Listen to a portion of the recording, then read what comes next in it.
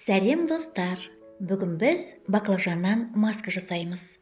Баклажан маскасы көз айналасындағы, ауыз айналасындағы және маңдайдағы әжімдерді кетіреді. Бізге бір баклажан керек. Баклажанды сыртқы қабатынан тазалаңыз.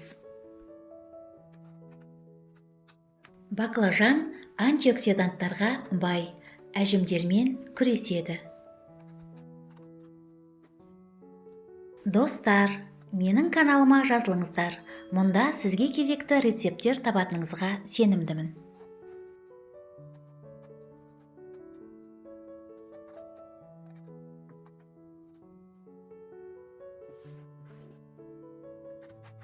Баклажанды кішкентай тілімдерге бөліңіз.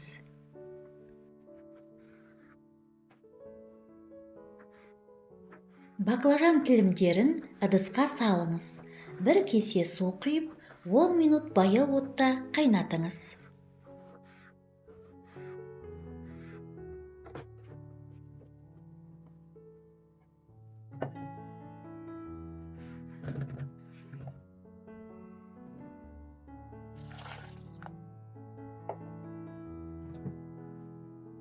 Баклажан тілімдерін жақсылап қайнатқаннан кейін суытып, сүзгіден өткізіп алыңыз.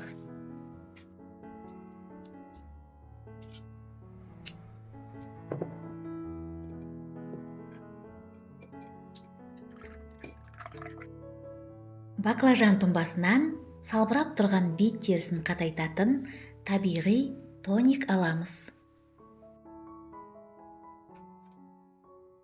Бұл тоникті бүріккіш ыдысқа құйып алыңыз.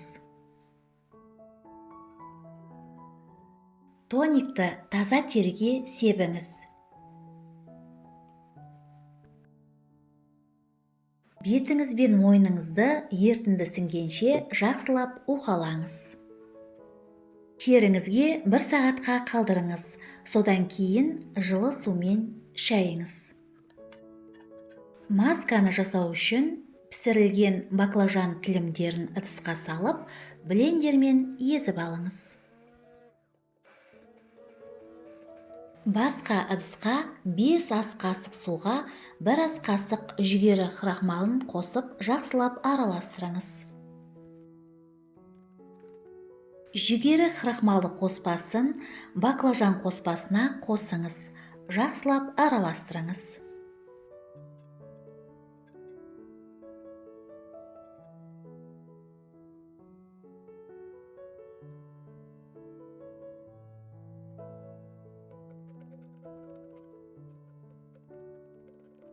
Қоспаны үнемі араластыра отырып, баяу отқа қойып, кремді қоспа болғанда алыңыз.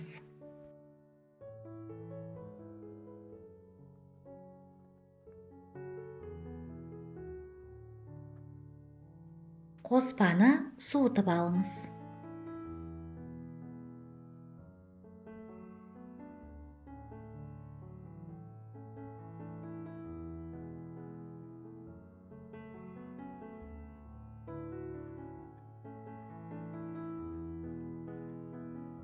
Е дәрумені майының 1 капсуласын және 1 шай қасық кокос майын қосыңыз.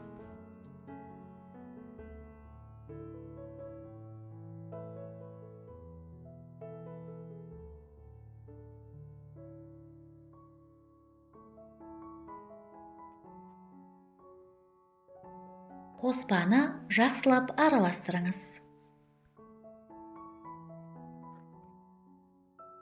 Дайын болған масканы шыны ыдысқа құйып, тоңазытқышта 1 аптаға дейін сақтауға болады.